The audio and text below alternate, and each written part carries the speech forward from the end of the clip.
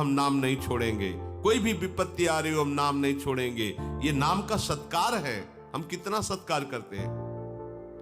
फालतू में बैठे व्यर्थ का चिंतन घंटों करते रहेंगे, हमें पश्चाताप नहीं होगा कि हमने नाम जो गुरुजी ने दिया है उसका विस्मरण कर दिया। बहुत पश्चाताप होता है। सर्वाश्चर्य में भगवान नाम है, क्या क्या नहीं हो सकता।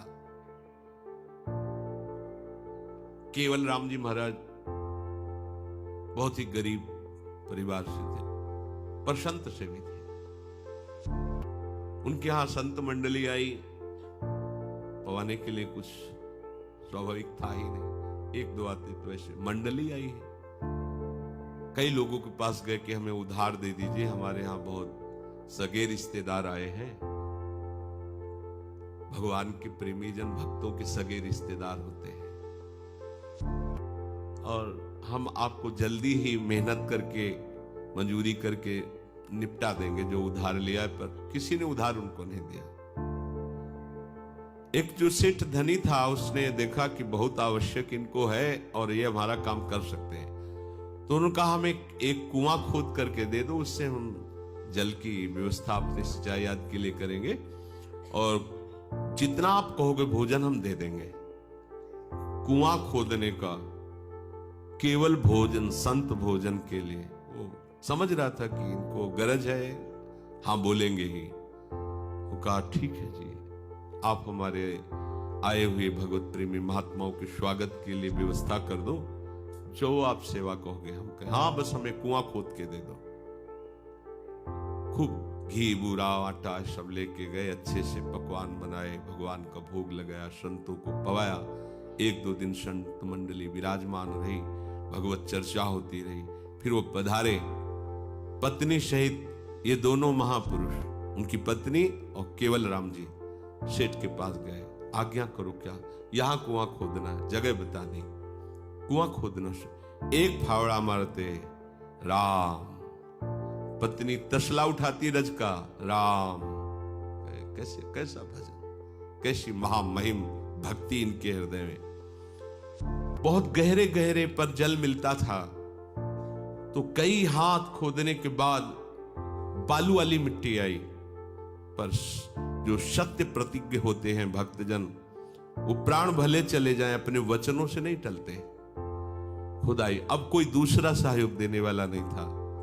वो ऐसे रस्सी में बाल्टी आदि बांध कर नीचे फेंकती, उसमें रज भर देते, वो नाम कीर्तन करते हुए ऊपर घसीटती, वो नाम कीर्तन करते हुए नीचे खोजते।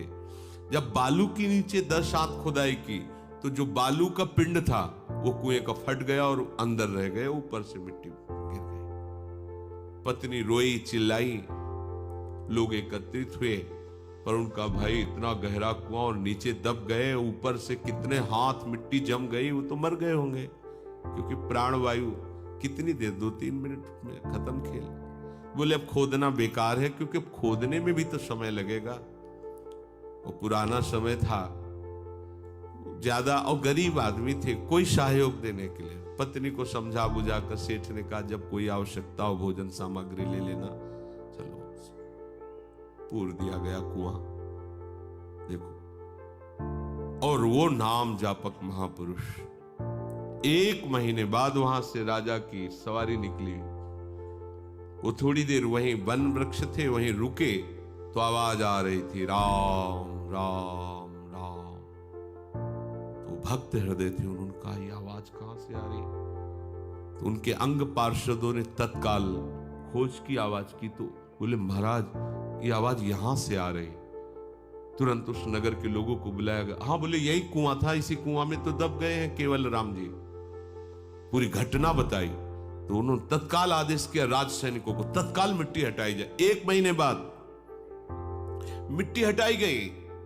जैसे जैसे वो मिट्टी वो तो राजा है, उनके लिए कोई बड़ी बात थोड़ी, हजारों आदमी लग गए आज्ञा पर। जब वो बालू की मिट्टी हटी, तो जहां केवल राम जी बैठे थे वहां गुफा बनी हुई थी। एक भी बालू का कण भी झड़ के नीचे नहीं गिरा हुआ था। और जब खोले गए तो देखा समीप निर्मल जल का घड़ा और सुंदर भोग प्रसाद ताजा उनके पास, और आराम से नाम कीर्तन कर रहे थे। पर ऐसे होने की जगह ले थी। 1 महीना हो गए थे झुके झुके, तो कूबा उनके निकल आया था। तो कूबा केवल राम जी के नाम से उनको जाना जाता। पीठ में एक ऐसे गोला जैसा ऐसा टेढ़ी हो गई थी थोड़ी मेरुदंड, उनको निकाला गया। बड़ा ही शांत स्वरूप, सुगंध का वातावरण, निर्मल जल, भोजन, अलौकिक नाम की महिमा। राजा आश्चर्यचकित होकर उनके चरणों में गिर गया। ये कैसे हुआ? बोले मुझे कोई कष्ट नहीं था, प्रतिपल मेरे भगवान वहां दुलार कर रहे थे और एकांत था, 24 घंटे नाम जपने को मिलता और भूख मिटाने के लिए सुंदर भगवत प्रसाद मिलता।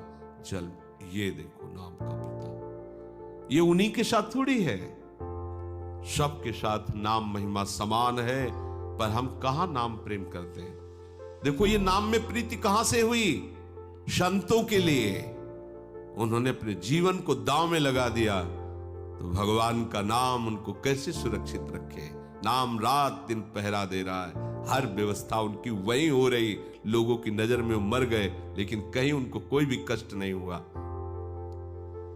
क्या वो नाम हम नहीं जप सकते? क्या वो हमारे भाग्य में नहीं है? पर हम क्या करते हैं?